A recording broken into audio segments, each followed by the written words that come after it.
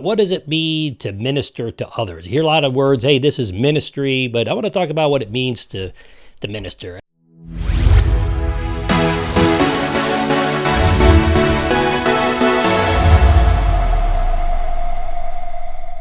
Hey everybody, welcome back to Reason for Truth. I'm your host, Stephen Garofalo.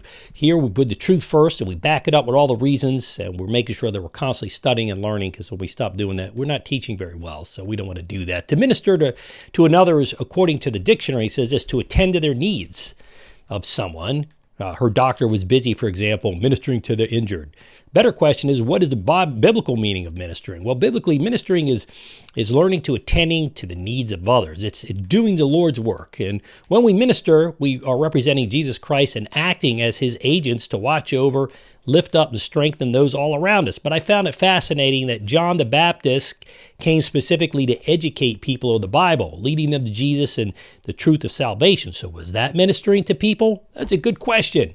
Did he do that? Did we see John the Baptist doing counseling sessions? Well, we do with Herod, a guy but that was more counsel. That was different. He was giving him instructions. But yeah, that was ministering. But he was also ministering when he was doing baptisms, when he was teaching. See, people don't see teaching always as ministering, but it is. It's a form of ministry, okay? Of ministering. Luke 1, 76 to 79 is a good example of ministering. So let's read these four verses, starting with Luke chapter 1, verse 76. And he says this: "And you, child, will be called the prophet of the Most High, for you will go before the Lord to prepare his ways, to give knowledge of salvation to his people and the forgiveness of their sins, because of the tender mercy of our God, whereby the sunrise shall visit us from on high, to give light to those who sit in darkness and in the shadow of death, to guide our feet into the way of" what? Peace. And everybody wants peace. Luke chapter 1, 76 to 79 verses.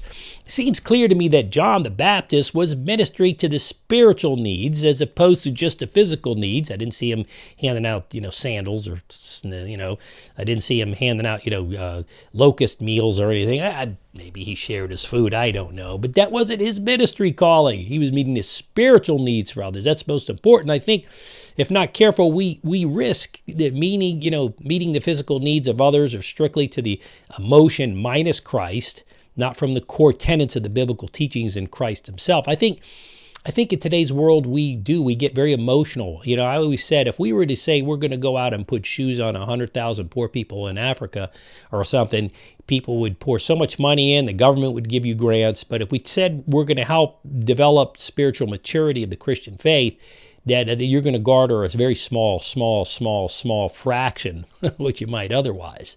That said, these verses are a wonderful blueprint for us to use as a model for true ministry, for ministering, even educating others as to the Christian faith in our modern biblical, modern age, with biblical literacy, but full of compassion.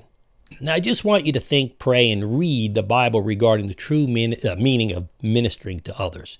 And that's a key thing. Look at the examples. Watch the life of Jesus. Look who ministered to him and who didn't. That's a good place to start. Look at the whole Bible. When you see these prophets, they were ministering, and their job was not easy. And sometimes it won't be for us either. That's all I'll say. But to help you minister others, we do have some great training classes, courses. You can do that over at equippedacademy.com. Check them out. Make sure you subscribe to this channel. Boom! Hit that little Gancito Sinistro. Bam! Italian for left hook, right hook. Knock that bad boy out. Just take it out. Subscribe button. And listen, I'd love to invite you to join my community, StephenGarofalo.com. Do so at no charge. And there's always a subscriber level where you can do that later. But come on over for free. Get on. You can see a lot of these transcripts. You'll get articles. You'll get some special videos, that type of thing. So God's blessings to you. We'll see you over there. I'm your host, Stephen Garofalo, and this is your Reason for Truth for today.